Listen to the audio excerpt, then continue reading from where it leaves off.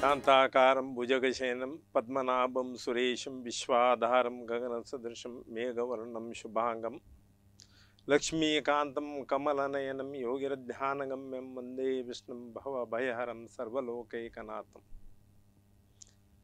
ಯಾಸಾ ಪದ್ಮಾಸನಸ್ಥ ವಿಪುಲಕಟಿತಟಿ ಪದ್ಮಪತ್ರಯತಾಕ್ಷಿ ಗಂಭೀರಾವರ್ತನಾಭಿಃ ಸ್ತನಭರನಮಿತಶುಭ್ರವಸ್ತೋತ್ತರೀಯ ಲಕ್ಷ್ಮೀರ್ದಿವ್ಯೈರ್ಗಜೈರ್ದೈಃ ಶಾಂತಾಕಾರಂ ಭುಜಗಶಯನಂ ಪದ್ಮನಾಭಂ ಸುರೇಶಂ ವಿಶ್ವಾಧಾರಂ ಗಗನಸದೃಶಂ ಮೇಘವರ್ಣಂ ಶುಭಾಂಗಂ ಲಕ್ಷ್ಮೀಕಾಂತಂ ಕಮಲನಯನಂ ಯೋಗಿರಧ್ಯಾನಗಮ್ಯಂ ವಂದೇ ವಿಷ್ಣುಂ ಭವಭಯಹರಂ ಸರ್ವಲೋಕೈಕನಾಥಂ ಯಾಸಾ ಪದ್ಮಾಸನಸ್ಥ ವಿಪುಲಕಟಿತಟಿ ಪದ್ಮಪತ್ರಯತಾಶಿ ಗಂಭೀರಾವರ್ತನಾಭಿಃ ಸ್ತನಭರನಮಿತಶುಭ್ರವಸ್ತೋತ್ತರೀಯ ಲಕ್ಷ್ಮೀರ್ಗಜೇಂದ್ರೈಃ ಮಣಿಗಣಖಚಿತೈ ಸ್ನಾಪಿತಾ ಹೇಮಕುಂಭೆ ನಿತ್ಯಂ ಸಾ ಪದ್ಮಹಸ್ತಾ ಮಮ ವಸತು ಗೃಹೇ ಸರ್ವಮಾಂಗಲ್ಯಯುಕ್ತ ಸರ್ವಮಂಗಲಮಾಂಗಲ್ಯೆ ಶಿವೆ ಸರ್ವಾರ್ಥಸಾಧಿಕೆ ಶರಣ್ಯೆ ತ್ರ್ಯಂಬಕೆ ಗೌರಿ ನಾರಾಯಣಿ ನಮೋಸ್ತುತೆ.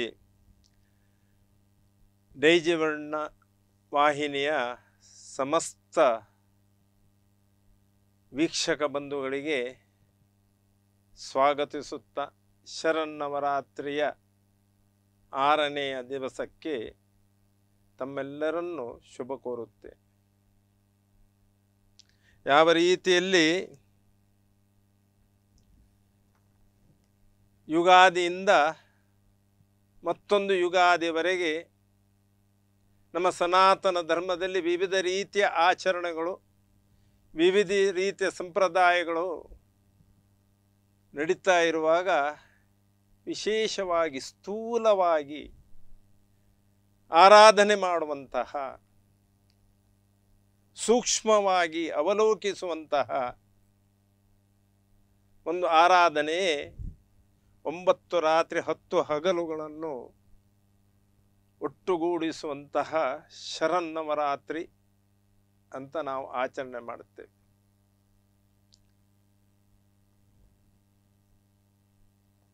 ಅದರಲ್ಲಿ ವಿಶೇಷವಾಗಿ ವೈಭವವಾಗಿ ಆಚರಣೆ ಆಗ್ತದೆ. ಇಲ್ಲಿ ಶಕ್ತಿಯ ಆರಾಧನೆ ವಿಶೇಷವಾದ ಸ್ಥಾನವನ್ನು ತೆಗೆದುಕೊಂಡಿದೆ. ಮಾತ್ರ ಅಲ್ಲ, ಪ್ರಥಮಂ ಶೈಲಪುತ್ರಿ ಇತಿ ದ್ವಿತೀಯಂ ಬ್ರಹ್ಮಚಾರಿಣಿ ಅಂತ ಹೇಳಿ 9 ದುರ್ಗೆಗಳನ್ನು ನಾವು ಆರಾಧನೆ ಮಾಡುವಾಗ ಷಷ್ಠಂ ಕಾತ್ಯಾಯಿನಿ ಚ 6ನೇ ದಿವಸ ಆ ಕಾತ್ಯಾಯಿನಿಯ ಆರಾಧನೆಯನ್ನು ಮಾಡುವಂಥದ್ದು ಬಹಳ ಸಂತೋಷ ಆಗ್ತದೆ. ಯಾಕಂತ ಹೇಳಿದ್ರೆ ನಮ್ಮ ಕುಲದೇವರು ಕಾತ್ಯಾಯಿನಿ, ಅವಳ ಬಗ್ಗೆ ಒಂದು ಹೇಳುವಂತಹ, ನಮ್ಮ ಕುಲದೇವಿಯ ಒಂದು ಸ್ತುತಿ ಮಾಡುವಂತಹ, ಅವಳ ಒಂದು ವಿಶೇಷತೆಯನ್ನು ಹೇಳುವಂತಹ ಆ ಒಂದು ಅವಕಾಶ ಅವಳು ಇವತ್ತು ನನಗೆ ಕೊಟ್ಟಿದ್ದಾಳೆ ಅಂತ ನಾನು ಭಾವಿಸ್ತೇನೆ.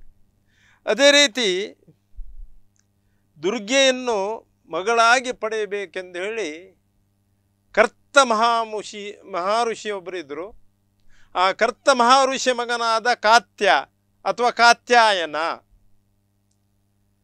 ಅವನು ಬಹಳ ಬಯಕೆಯನ್ನು ಹೊಂದಿಕೊಂಡಿದ್ದಂತೆ ಆ ದೇವಿಯನ್ನೇ ತನ್ನ ಮಗಳಾಗಿ ಪಡೆದುಕೊಳ್ಳಬೇಕು ಅಂತ. ಎಷ್ಟು ವಿಶಿಷ್ಟವಾದ ಒಂದು ಬಯಕೆ ನೋಡಿ.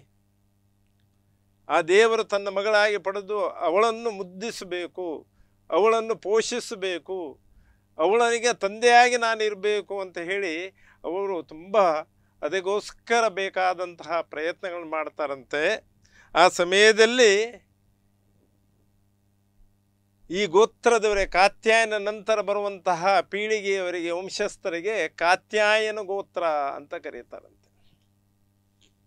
ವೇದ ತೇಜೋಪುಂಜವಾದ ರೂಪದಲ್ಲಿ ಆ ದೇವಿಯು ಆ ಕಾತ್ಯಾಯನನ ದೇಹದೊಳಗೆ ಪ್ರವೇಶ ಮಾಡಿ ಅದೇ ರೀತಿ ಹೊರಗೆ ಬಂದು ಮಗಳಾಗಿ ಅವರೆದುರು ನಿಲ್ತಾರಂತೆ. ನೋಡಿ, ದೇವರಿಗೆ ಯಾವುದು ಸಾಧ್ಯ ಅಂತ. ತೇಜೋಮಯಿಯಾಗಿ ಅವರ ದೇಹದೊಳಗೆ ಪ್ರವೇಶ ಮಾಡಿ ಅವರ ಅಂಶವನ್ನೇ ಪುನಃ ತೆಗೆದುಕೊಂಡು ಅವರ ಮುಖಾಂತರ ಅವರ ಮಗಳಾಗಿ ಬರಬೇಕು, ಅಂದರೆ ಅವರ ಮುಖಾಂತರದಲ್ಲೇ ನಾನು ಉತ್ಪತ್ತಿ ಆಗಬೇಕು ಅಂದು ಹೇಳಿ ಅವರು ಎದುರಿಗೆ ಬಂದು ನಿಲ್ತಾಳಂತೆ. ಆದ್ದರಿಂದ ಅವಳನ್ನು ಕಾತ್ಯಾಯಿನಿ ಅಂತ ಕರೀತಾರೆ. ಕಾತ್ಯಾಯನನ ಮಗಳು ಕಾತ್ಯಾಯಿನಿ ಅಂತ.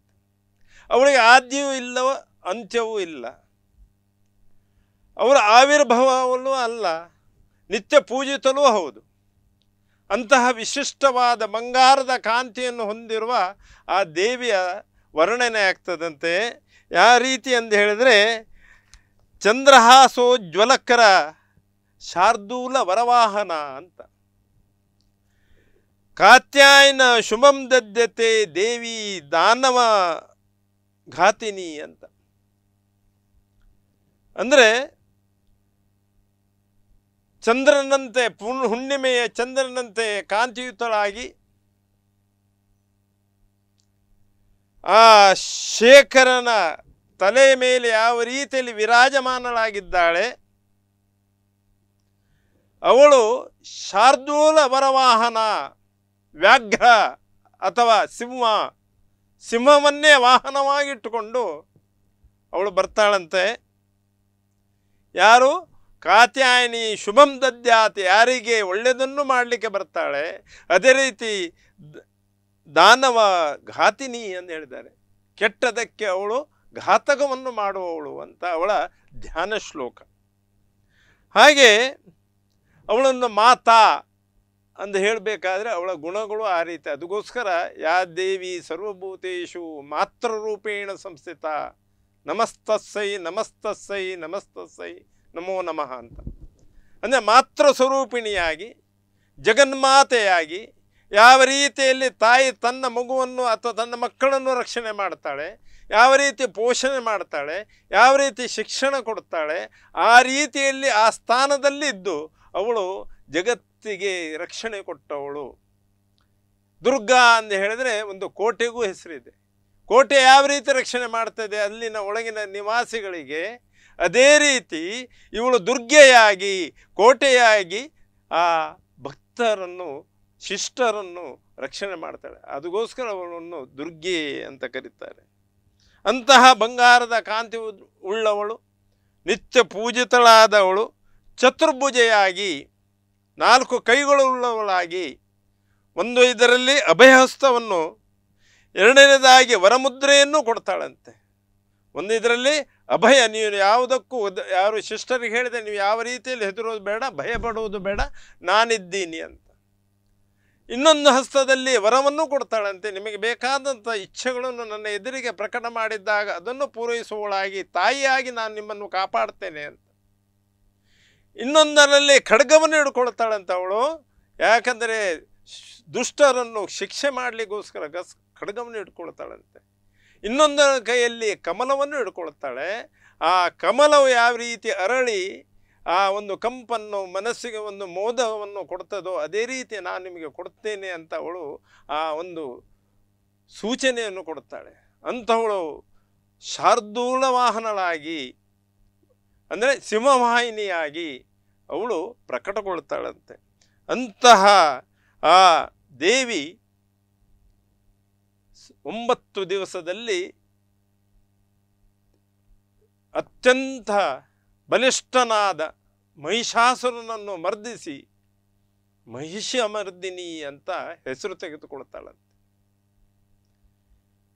ಆ ಮಹಿಷಮರ್ದಿನಿಯಾಗಿ ಅವಳು ಅವತಾರ ತೆಗೆದುಕೊಳ್ಳುವಾಗ, ಆ ರೂಪವನ್ನು ತೆಗೆದುಕೊಳ್ಳುವಾಗ ಎಲ್ಲ ದೇವತೆಗಳಿಂದ ತೆಗೆದುಕೊಂಡಂತಹ ಶಕ್ತಿಯನ್ನು ತನ್ನಲ್ಲಿ ಅವಳು ಒಗ್ಗೂಡಿಸಿಕೊಳ್ಳುತ್ತಾಳಂತೆ. ಎಲ್ಲ ದೇವತೆಗಳು ಬಂದು ಅವಳಿಗೆ ಶರಣಾಗಿ ತಮ್ಮ ಎಲ್ಲ ಶಕ್ತಿಗಳನ್ನು ಅಲ್ಲಿ ಧಾರೆ ಇರುತ್ತಾರಂತೆ.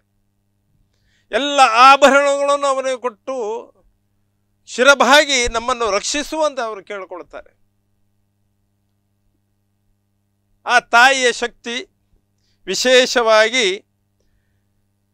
ಮಹಿಷಮರ್ದಿನಿಯಾಗಿ ಅವಳು ಇದು ಮಾಡುವಾಗ ಮಹಿಷಾಸುರ ಎಂಬ ರಾಕ್ಷಸ ವಧೆಗೋಸ್ಕರ ಅವಳು ಅವತಾರ ಮಾಡಿದ್ದು. ಆ ಮಹಿಷಾಸುರನ ಅವತಾರದಲ್ಲಿ ವಧೆ ಮಾಡುವಾಗ ಆ ಅವತಾರದಲ್ಲಿ ವಿಶೇಷವಾಗಿ ಮಹಿಷಾಸುರನಿಗೆ ಇಷ್ಟು ತುಂಬ ಶಕ್ತಿ ಅಥವಾ ಬಲ ಇತ್ತಂತೆ. ಅವನನ್ನು ಜಯಿಸಲಿಕ್ಕೆ ಯಾರಿಂದಲೂ ಸಾಧ್ಯ ಆಗಲಿಲ್ಲ, ದೇವತೆಗಳಿಂದಲೂ ಸಾಧ್ಯ ಆಗಲಿಲ್ಲ. ಎಲ್ಲೆಲ್ಲಿ ದೇವತೆಗಳು ಆಳ್ವಿಕೆ ಮಾಡಬೇಕು, ಎಲ್ಲೆಲ್ಲಿ ಪಂಚಭೂತಗಳು ಆಳ್ವಿಕೆ ಮಾಡಬೇಕು, ಆ ಕಾಲದಲ್ಲಿ ಆ ಸ್ಥಳದಲ್ಲಿ ತನ್ನ ರಾಕ್ಷಸ ಗುಣಕ್ಕೆ ಸಂಬಂಧಪಟ್ಟಂತಹ ವ್ಯಕ್ತಿಗಳನ್ನು ಅಲ್ಲಿ ಕೂರಿಸಿ ಅಲ್ಲಿ ಇಡೀ ಪ್ರಕೃತಿಯನ್ನು ಕಲುಷಿತ ಮಾಡಿದ್ದಾನೆ ಅವನು. ನದಿ ನೀರುಗಳನ್ನು ಕಲುಷಿತ ಮಾಡಿದ. ಆ ಸೂರ್ಯನಲ್ಲಿ ಬರುವಂತಹ ಆ ಕಿರಣಗಳು ಯಾವ ರೀತಿಯಲ್ಲಿ ಜೀವನಕ್ಕೆ ನಮಗೆ ಒಂದು ಶಕ್ತಿಯನ್ನು ಕೊಡುತ್ತಾ, ಆ ಕಿರಣದಲ್ಲಿಯೂ ಕೂಡ ಅಸುರ ಶಕ್ತಿಯನ್ನು ತುಂಬಿ ಒಂದು ಜೀವ ಸಂಕುಲಕ್ಕೆ ಕಂಟಕಪ್ರಾಯನಾಗಿದ್ದನಂತೆ. ಆ ಸಮಯದಲ್ಲಿ ಆ ಮಹಿಷಾಸುರನ ಮೇಲೆ ಅವಳು ಯುದ್ಧವನ್ನು ಸಾರ್ತಾಳಂತೆ, ದಾಳಿಯನ್ನು ಮಾಡ್ತಾಳೆ. ಆ ಮಾಡುವಾಗ ಪ್ರಥಮವಾಗಿ ಆ ತ್ರಿಕ್ಷುಕ ಅಂತ ಅಸುರನನ್ನು ಅವನು ಕಳಿಸಿಕೊಡ್ತಾಳಂತೆ. ಆ ತ್ರಿಕ್ಷುಕ ಎಂಬ ಅಸುರನನ್ನು ಕಳಿಸಿಕೊಟ್ಟಾಗ ಅಲ್ಲಿ ಅವಳು ತನ್ನ ಮೂಗಿನ ಏನು ವಾಯು ಇದೆ ಅದರ ಕಣಗಳಿಂದ ಗಣಗಳನ್ನು ಸೃಷ್ಟಿ ಮಾಡ್ತಾಳಂತವಳು. ಆ ಸೃಷ್ಟಿ ಮಾಡಿದಾಗ ರಾಕ್ಷಸ ಸೈನ್ಯವನ್ನು ಆ ಗಣಗಳು ನಾಶ ಮಾಡ್ತವೆ. ತದನಂತರ ತ್ರಿಶೂಲದಿಂದ ಅವನನ್ನು ಸಂಹಾರ ಮಾಡ್ತಾಳಂತೆ. ಅದೇ ರೀತಿ ಅದನಂತರ ಬಂದಂತಹ ಚಾಮರಾಸುರ, ಆ ಚಾಮರಾಸುರ ಬಂದು ದೇವಿಯ ಮೇಲೆ ಯುದ್ಧ ಮಾಡಿದಾಗ ಆ ಗಣಗಳನ್ನೆಲ್ಲ ನಾಶ ಮಾಡ್ತಾನಂತೆ. ಆದರೆ ಆ ರಾಕ್ಷಸ ಗಣವನ್ನು ಖಾಲಿ ಇವಳು ಒಂದು ಹೂಂಕಾರದಿಂದನೇ ನಾಶ ಮಾಡ್ತಾಳೆಂದು ಹೇಳಿದರೆ ಅವಳ ಶಕ್ತಿ ಎಷ್ಟಿರಬಹುದು ಅಂತ ತಾವು ಒಂದು ಮನಸ್ಸಿನಲ್ಲಿ ಕಲ್ಪನೆ ಮಾಡಿಕೊಳ್ಬಹುದು. ಅಂತಹ ಕಂಪನ, ಅಂತಹ ಒಂದು ಶಕ್ತಿ ಅವಳಲ್ಲಿ ಆವಿರ್ಭವಿಸಿ ಅದರಿಂದ ಅವಳು ರಾಕ್ಷಸ ಸಂಕುಲವನ್ನು ನಾಶ ಮಾಡ್ತಾ ಬರ್ತಾ ಇರುವಾಗ ಕೊನೆಯಲ್ಲಿ ಮಹಿಷನು ಅವಳ ಮೇಲೆ ಯುದ್ಧವನ್ನು ಸಾರ್ತಾನೆ. ಸ್ವತಃ ಮಹಿಷಾಸುರ ಬಂದಾಗ ಮಹಿಷನ ಮೇಲೆ ಯುದ್ಧ ಆಗ್ತದೆ, ಘನಘೋರ ಯುದ್ಧ ಆಗ್ತದೆ. ಇವಳು ಕೋಪಾವಿಷ್ಟಳಾಗ್ತಾಳೆ. ಕೋಪಾವಿಷ್ಟಳಾಗಿ ಮಹಿಷನು ಏನು ಮಾಡ್ತಾನೆ ಅಂದೇಳಿ ಇವಳ ಎಲ್ಲ ಗಣಗಳನ್ನು ನಾಶ ಮಾಡ್ತಾನಂತೆ. ನಾಶ ಮಾಡಿ ಇವಳ ಮೇಲೆ ಯುದ್ಧಕ್ಕೆ ಬಂದಾಗ ಆ ಮಹಿಷಮರ್ದಿನಿಯು ವಿಶೇಷವಾಗಿ ಶಕ್ತಿ ಆಯುಧಗಳಿಂದ ಬಂದಂತಹ ಮಹಿಷನನ್ನು ಎದುರಿಸ್ತಾಳಂತೆ. ಮಾರ್ಕಾಂಡೇಯ ಪುರಾಣದಲ್ಲೆಲ್ಲ ಬಂದಿದೆ, ಸಪ್ತಶತಿಯಲ್ಲಿ ಬಂದಿದೆ. ಶಕ್ತಿ ಆಯುಧದಿಂದ ಅವನು ಶೋಭಿತನಾಗಿ ಬರ್ತಾನಂತೆ ಅಲ್ಲಿ ದುರ್ಗಿಯನ್ನು ಎದುರಿಸಲು ಅಂತ. ದುರ್ಗೆ ಬಾಣಗಳನ್ನು ಬಿಡ್ತಾಳೆ, ಆದರೆ ಆ ಬಾಣವು ವ್ಯರ್ಥ ಆಗದೆ, ಯಾಕಂದರೆ ಇವನು ಬೇರೆ ಬೇರೆ ರೂಪಗಳನ್ನು ತಾಳ್ತಾನಂತೆ. ಬೇರೆ ಬೇರೆ ರೂಪಗಳನ್ನು ತಾಳ್ತಾ ಅಲ್ಲಿ ಅವನು ಸಿಂಹ ಕೂಡ ಪಂಜದಿಂದ ಅವನಿಗೆ ಹೊಡಿತಾನಂತೆ. ಆ ಕಾತ್ಯಾಯಿನಿ ಅಥವಾ ಮಹಿಷಮರ್ದಿನಿಯ ವಾಹನವಾದ ಸಿಂಹ ಕೂಡ ತನ್ನ ಪಂಜದಿಂದ ಅವನಿಗೆ ಹೊಡಿತು ಪರಚಿ ಗಾಯ ಮಾಡ್ತದಂತೆ. ಆ ಸಮಯದಲ್ಲಿ ಮತ್ತಿಷ್ಟು ಕೋಪಾವಿಷ್ಟನಾಗಿ ಅವನು ನಮ್ಮ ಮಹಿಷಾಸುರ ಮರ್ದಿನಿ ಮೇಲೆ ಅಥವಾ ಕಾತ್ಯಾಯಿನಿ ಮೇಲೆ ಅವನು ದಾಳಿ ಮಾಡ್ತಾ ಇರುವಾಗ ಇವಳು ಕೂಡ ಕೋಪಾವಿಷ್ಟಳಾಗಿ ಅವನ ಎಲ್ಲ ಶಕ್ತಿಗಳನ್ನು ಕಮ್ಮಿ ಮಾಡ್ತಾ ಬರ್ತಾನಂತೆ. ಆದರೂ ಕೂಡ ಅವನು ಒಮ್ಮೆ ಆನೆಯ ಶರೀರವನ್ನು ಪಡೆದುಕೊಳ್ತಾನೆ. ಆ ಆನೆ ಶರೀರವನ್ನು ಪಡೆದ ಇವಳ ಗದೆಯಿಂದ ಹಿಡಿದು ಆ ಸೊಂಟವನ್ನು ಮುರಿತಾಳಂತ. ಆ ಸಮಯದಲ್ಲಿ ಪುನಃ ಇವನು ಮೂಲ ಸ್ವರೂಪಕ್ಕೆ ಬಂದು ಅಲ್ಲಿಂದ ಮೂಲ ಸ್ವರೂಪ ಅಂದರೆ ಮಹಿಷ ಅಂದರೆ ಹೇಳಿದರೆ ಎಮ್ಮೆ ಅಂತ, ಆ ಕೋಣನ ಸ್ವರೂಪದಲ್ಲಿ ಬಂದು ಅಲ್ಲಿ ಆ ಗೊರಸುಗಳಿಂದ ಅವನು ಆ ಯುದ್ಧಕ್ಕೆ ಸನ್ನದ್ಧನಾಗಿರುವಾಗ ಆ ಕಂಪನಕ್ಕೆ ಆ ಇದಕ್ಕೆ ಅಲ್ಲಿಯ ಪರ್ವತಗಳೇ ಕಾಣೆಯಾಗ್ತದಂತೆ. ಅಷ್ಟು ಕಂಪನದಿಂದ ಆ ಪರ್ವತಗಳೇ ಪುಡಿ ಪುಡಿ ಆಗ್ತವಂತೆ. ಅಂತಹ ಆ ಮಹಿಷನನ್ನು ಇವಳು ಆ ರುದ್ರನ್ನು ಕೊಟ್ಟಂತಹ ತ್ರಿಶೂಲ ಅಂದರೆ ಎಲ್ಲ ದೇವತೆಗಳು ಆವಾಗ ಹೇಳಿದಾಗ ಎಲ್ಲ ದೇವತೆಗಳು ಅವರವರ ಆಯುಧಗಳನ್ನು ಅವರವರ ಶಕ್ತಿಗಳನ್ನು ಅವಳಿಗೆ ಸಮರ್ಪಣೆ ಮಾಡಿದ್ದು. ಆ ಸಮಯದಲ್ಲಿ ಅವನ ವಧೆಗೋಸ್ಕರ ಆ ಸಮಯದಲ್ಲಿ ಇವಳು ತ್ರಿಶೂಲಪಾಣಿಯಾಗಿ ಆ ಮಹಿಷಾಸುರನ ಎದೆಗೇನೆ ಆ ಕಂಠಕ್ಕೇನೆ ಆ ಸಮಯದಲ್ಲಿ ಆ ತ್ರಿಶೂಲವನ್ನು ಚುಚ್ಚುತ್ತಾಳೆ. ಅದೇ ಸಮಯದಲ್ಲಿ ಈ ಸಿಂಹ ಕೂಡ ತಾನೂ ಕೂಡ ಅವಳಿಗೆ ಒಂದು ಸಹಕಾರ ಕೊಡುತ್ತಾ ಆ ಪಂಜದಿಂದ ಅವನಿಗೆ ಹೊಡೆಯುತ್ತಾಳಂತೆ. ಆ ರೀತಿಯಲ್ಲಿ ಮಹಿಷನ ಅಲ್ಲಿ ವಧೆ ಆಗ್ತದೆ. ಆದ್ದರಿಂದ ಅವಳಿಗೆ ಮಹಿಷನನ್ನು ಮರ್ದಿಸಿದ್ದಕ್ಕೆ ಮಹಿಷ ಮರ್ದಿನಿ ಎಂಬ ನಾಮ ಅವಳಿಗೆ ಶಾಶ್ವತವಾಗಿ ಇರ್ತದೆ ಅಂತೆ. ಅದೇ ರೀತಿ ಅವಳು ಆ ಕೋಪಾವಿಷ್ಟಳಾಗಿ ತುಂಬ ಇದರಲ್ಲಿರುವುದರಿಂದ ಅವಳಿಗೆ ಚಂಡಿಕಾ ಎಂಬ ಹೆಸರು ಕೂಡ ಅವಳಿಗೆ ಬಂದಿದೆ. ಆ ರೀತಿ ದುರ್ಗಾ ಸಪ್ತಶತಿಯಲ್ಲಿ ಪುರಾಣದಲ್ಲಿ ಕೂಡ ಅದನ್ನು ಉಲ್ಲೇಖ ಮಾಡಿದ್ದಾರೆ. ಆವಾಗ ದೇವಗಣಗಳೆಲ್ಲ ಮುಂದೆ ಬಂದು ಅವಳಿಗೆ ಪುಷ್ಪವೃಷ್ಟಿ ಇತ್ಯಾದಿಗಳನ್ನು ಮಾಡಿ ತದನಂತರ ಅಲ್ಲಿ ವಿಶೇಷವಾಗಿ ಅವರ ಸ್ತುತಿ ಮಾಡುತ್ತಾರಂತೆ. ಆ ಸಮಯದಲ್ಲೇ ಯಾ ದೇವಿ ಸರ್ವಭೂತೇಷು ಮಾತೃರೂಪೇಣ ಸಂಸ್ಥಿತ ನಮಸ್ತಸ್ಸೈ ನಮಸ್ತಸ್ಸೈ ನಮಸ್ತಸ್ಸೈ ನಮೋ ನಮಃ. ಯಾ ದೇವಿ ಸರ್ವಭೂತೇಷು ಶಕ್ತಿರೂಪೇಣ ಸಂಸ್ಥಿತ ನಮಸ್ತಸ್ಸೈ ನಮಸ್ತಸ್ಸೈ ನಮಸ್ತಸ್ಸೈ ನಮೋ ನಮಃ ಅಂದೇಳಿ ಎಲ್ಲ ದೇವಗಣಗಳು ಎಲ್ಲರೂ ಅವರ ಸ್ತುತಿ ಮಾಡಿ ಅವಳನ್ನು ಆ ಕೋಪದಿಂದ ಅವಳು ಶಾಂತಳಾಗುವ ಹಾಗೆ ಸ್ತುತಿ ಮಾಡ್ತಾಳೆ. ಆದ್ದರಿಂದ ದೇವಿ ಸ್ತುತಿ ಪ್ರಿಯಳು ಕೂಡ ಹೌದು. ಆದ್ದರಿಂದ ನಮ್ಮ ಪುರಾಣದಲ್ಲಿ ಹೇಳ್ತಾರೆ, ಅಲಂಕಾರೋ ಪ್ರಿಯೋ ವಿಷ್ಣು ಅಭಿಷೇಕ ಪ್ರಿಯೋ ರುದ್ರ ಸ್ತುತಿ ಪ್ರಿಯೋ ದೇವಿ ನಮಸ್ಕಾರ ಪ್ರಿಯೋ ಮಾನುಹು ಅಂತ. ಆದ್ದರಿಂದ ದೇವಿಗೆ ತಾವು ಎಷ್ಟು ಸ್ತುತಿ ಮಾಡುತ್ತೀರಿ ಅಷ್ಟು ಅವಳು ಬೇಗ ನಮಗೆ ಕೃಪಾದೃಷ್ಟಿಯನ್ನು ಕೊಡುತ್ತಾಳೆ ಅಂತ ಶಾಸ್ತ್ರವಾಕ್ಯ. ಹಾಗೆ ಅವಳ ಒಂದು ವರ್ಣನೆ ಯಾವ ರೀತಿ ಮಾಡಬಹುದು ಅಂತ ಹೇಳಿದ್ರೆ ಅದು ಯಾರಿಗೂ ಸಾಧ್ಯ ಇಲ್ಲ ಅಂತೆ. ಇಷ್ಟು ಸ್ತುತಿ ಮಾಡ್ತಾ ಇರುವಾಗ ಚತುರ್ಮುಖ ಬ್ರಹ್ಮನನ್ನು ಮುನಿಗಳು ಕೂಡ ಸ್ತುತಿ ಮಾಡಿದ್ರಂತೆ. 4 ಮುಖಗಳಿದ್ದವನವನು. ಆ 4 ಮುಖಗಳಿಗೆ 4 ವೇದಗಳು ಅದನ್ನು ಕೊಟ್ಟಂತಹ ಅವನಿಗೆ ಸ್ತುತಿ ಮಾಡುವಾಗ ಎಷ್ಟು ಎಂದು ತಾವು ಆಲೋಚನೆ ಮಾಡಬಹುದು. ಅದನಂತರ ಪಂಚಮುಖಿಯಾದ ಶಿವನನ್ನು ಕೂಡ ಆರಾಧನೆ ಮಾಡುವಾಗ ಅವನನ್ನು ಕೂಡ ಅಲ್ಲಿ ಪಂಚಾಕ್ಷರ ಮಂತ್ರದಿಂದ ಅವನ ಆರಾಧನೆ ಮಾಡುತ್ತೇವೆ. ಅದು ಕೂಡ ಸುಲಭ ಅಂತೆ. ತದನಂತರ ಸಹಸ್ರ ಫಣಾಂಕಿತನಾದ ಆ ಶೇಷ ಸಾವಿರಾರು ಅಂದರೆ ಅನಂತ ರೂಪದಲ್ಲಿ ಫಣಾಂಕಿತನಾದ ಆ ಶೇಷನನ್ನು ಅನಂತನನ್ನು ಕೂಡ ನಾವು ಒಂದು ಸ್ತುತಿ ಮಾಡಬಹುದಂತೆ. ಆದರೆ ಆ ಜಗನ್ಮಾತೆಯಾದ ಆ ಜಗನ್ಮಯಿಯಾದ ಆ ಮಾತೆಯನ್ನು ಸ್ತುತಿ ಮಾಡಲಿಕ್ಕೆ ಅಷ್ಟು ಸುಲಭವಲ್ಲ ಅಂತ ಋಷಿಮುನಿಗಳೇ ಹೇಳಿದ್ದಾರಂತೆ. ಈಗ ನಾವೀ ಕೋಣೆಯಲ್ಲಿ ನಾವೇನು ಇದೆ ಅದನ್ನು ನಾವು ಪರಿಕಲ್ಪನೆ ಮಾಡಿಕೊಳ್ಬಹುದು, ನೋಡಬಹುದು ದೃಷ್ಟಿಯಿಂದ. ಈ ಕೋಣೆ ಆಚೆಗಿದ್ದು ನಮಗೆ ಗೊತ್ತಾಗಲಿಕ್ಕಿಲ್ಲ. ಅದೇ ಋಷಿಮುನಿಗಳಿಗೆ ಅದರ ಆಚೆದು ಒಳಗಿಂದು ಹೊರಗಿಂದು ಎಲ್ಲ ಗೊತ್ತಾಗ್ತಿತ್ತಂತೆ. ಅಂತಹ ಋಷಿಮುನಿಗಳು ಕೂಡ ಅವಳಿಗೆ ಸ್ತುತಿ ಮಾಡಲಿಕ್ಕೆ ಕೂಡ ಸಾಧ್ಯ ಆಗಲಿಲ್ಲ ಅಂತ ಹೇಳಿದರೆ ಅವಳ ಆ ವರ್ಣನೆ ದಿವ್ಯ ರೂಪವನ್ನು ನಾವು ಕಲ್ಪನೆ ಮಾಡಬೇಕು ಅಂತ ಹೇಳಿದರೂ ಕೂಡ ನಮ್ಮ ಕಲ್ಪನೆಯನ್ನು ಮೀರಿ ಅದು ನಿಂತಿರುವಂತಹ ರೂಪ. ಅಂತಹ ರೂಪವನ್ನು ಮನಸ್ಸಿನಲ್ಲಿ ಕೇಳಿಕೊಳ್ಳುತ್ತಾ ಅವಳು ಶ್ರೀಯಾಗಿ ನಮ್ಮನ್ನು ಕಾಪಾಡ್ತಾಳೆ, ಲಕ್ಷ್ಮಿಯಾಗಿ ನಮಗೆ ಕಾಪಾಡ್ತಾಳೆ. ಯಾರು ಅನ್ಯಾಯ ಮಾಡ್ತಾರೆ, ಯಾರು ದುಷ್ಟರಾಗಿದ್ದಾರೆ ಅವರಿಗೆ ಅಲಕ್ಷ್ಮಿಯಾಗಿ ಅವರಿಗೆ ಶಿಕ್ಷೆಯನ್ನು ಕೊಡ್ತಾರೆ. ಆದ್ದರಿಂದ ಆ ಬುದ್ಧಿ ಕೊಡುವವಳು ಅವಳೇನೆ. ಅದಕ್ಕೆ ಬೇಕಾದಂತಹ ಎಲ್ಲ ವಿದ್ಯಾ ಬುದ್ಧಿ ಜ್ಞಾನ ವಿವೇಕ ಜಯ ಯಶ ಕೀರ್ತಿ ಲಾಭ ಎಲ್ಲವನ್ನೂ ಕೊಡುವಂತಹ ಆ ಜಗನ್ಮಾತೆಯನ್ನು ಪೂಜಿಸಬೇಕಂತ.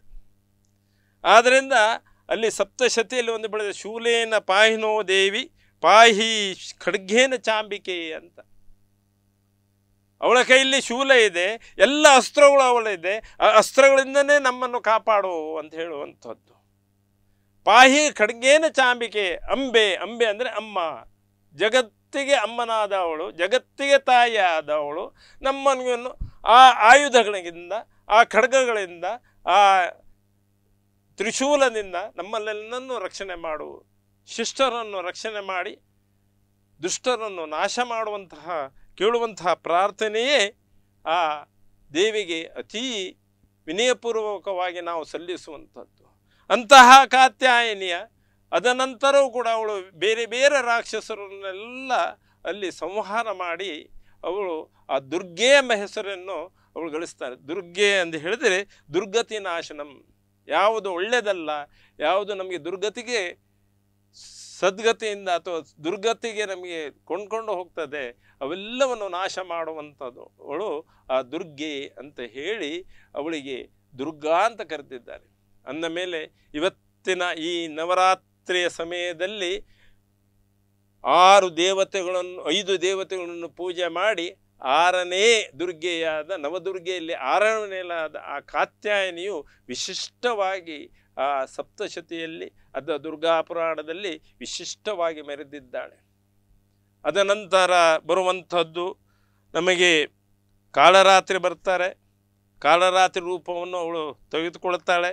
ಅದನಂತರ ಮಹಾಗೌರಿ, ತದನಂತರ ಸಿದ್ಧಿದಾತ್ರಿಯಾಗಿ ಅವಳು 9 ರಾತ್ರಿಗಳಲ್ಲಿ ವಿಜೃಂಭಿಸುತ್ತಾಳೆ. ವಿಜೃಂಭಿಸಿ ಲೋಕಕ್ಕೆ ಕಲ್ಯಾಣವನ್ನು ಮಂಗಳವನ್ನು ಕೊಟ್ಟು ನಮಗೆ ಎಲ್ಲರಿಗೂ ಅನುಗ್ರಹ ಮಾಡ್ತಾಳೆ. ಅಂತಹ ದೇವಿಯನ್ನು ನಾವು ಮನಸ್ಪೂರ್ವಕವಾಗಿ ಸ್ತುತಿ ಮಾಡಿ ಅವಳನ್ನು ಯಾವಾಗಲೂ ಹೇಳಬೇಕಂದ್ರೆ ಶರಣಾಗತ ದೀನಾರ್ಥ ಪರಿತ್ರಾಣ ಪರಾಯಣಿ ಸರ್ವಸ್ಯಾತಿ ಹರೇ ದೇವಿ ನಾರಾಯಣಿ ನಮೋಸ್ತುತೆ ಎಂದು ಹೇಳಿ ಅವಳ ಪದ ಕಮಲಗಳಿಗೆ ಮಕ್ಕಳಾದ ನಾವು ಭಕ್ತಿಪೂರ್ವಕವಾಗಿ ಪುಷ್ಪಾಂಜಲಿಯನ್ನು ಅರ್ಪಿಸಿದಾಗ ಅವಳ ಸಂತೋಷದಿಂದ ಸ್ವೀಕಾರ ಮಾಡಿ ತನ್ನ ಮಡಿಲಲ್ಲಿಟ್ಟು ನಮಗೆ ರಕ್ಷಣೆ ಮಾಡುತ್ತಾಳೆ ಎಂಬ ದೃಢ ವಿಶ್ವಾಸ ಭಕ್ತಿಯಿಂದ ಅವಳ ಆರಾಧನೆ ಮಾಡಿ ನಾವೆಲ್ಲರೂ ಪುನೀತರಾಗೋಣ. ಎಲ್ಲರಿಗೂ ಈ ನವರಾತ್ರಿಗೆ ಪುನಃ ಶುಭವನ್ನು ಕೋರುತ್ತಾ ಎಲ್ಲರಿಗೂ ಸನ್ಮಂಗಲವನ್ನು ಬಯಸುತ್ತಾ ಎಲ್ಲ ಲೋಕಾ ಸಮಸ್ತ ಸುಖಿನೋ ಭವಂತು ಹೇಳಿದ ಹಾಗೆ ಅವಳ ಆರಾಧನೆಯಿಂದ ಇಡೀ ಲೋಕಕ್ಕೆ ಒಳ್ಳೆಯದಾಗಲಿ ಎಂದು ಹೇಳಿ ಮಾತನಾಡಿ ಆ ಕುಲದೇವತೆಯಾದ ಕಾತ್ಯಾಯನಿಯು ನನಗೆ ಅವಕಾಶ ಕೊಟ್ಟಿದ್ದಕ್ಕೆ ಅವಳಿಗೆ ಕೃತಜ್ಞನ್ನು ಅವಳ ಚರಣಕಮಲದಲ್ಲಿ ಅರ್ಪಿಸುತ್ತಾ ನನ್ನ 2 ಈ ಬಾಲ್ಯದ ಮಾತುಗಳನ್ನು ಅವಳ ಚರಣದಲ್ಲಿ ಅರ್ಪಿಸುತ್ತಿದ್ದೇನೆ. ಕೃಷ್ಣಾರ್ಪಣಮಸ್ತು.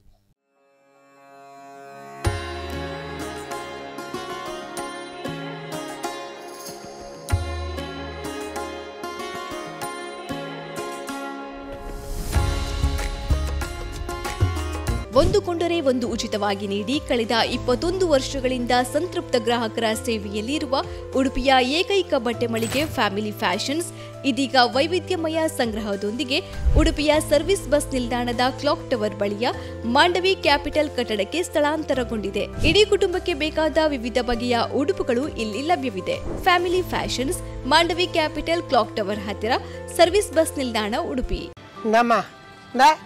ನೆತ್ತು ಕೆಲವು ಐಟಮ್ ಪೂರ ತಿಕ್ಕದನ್ ಮಗ, ಕೆಲವು ಐಟಮ್ ವಾಶ್ ವಾಪಡ್ ತಿಕ್ಕುನ್ ಮಗ. ಒಂದು ಮಾತ ಒಂಜೇ ಕಡೆ ತಿಕ್ಕೊಂಡಿ Girija health care and surgicals.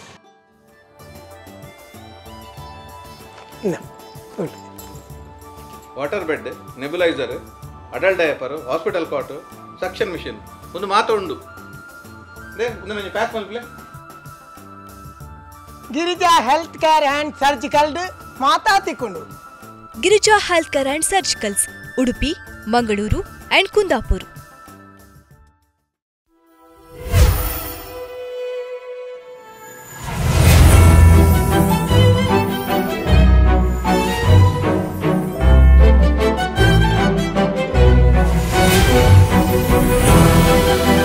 Nuva by Mine from Malabar Gold and Diamonds. Shine out loud.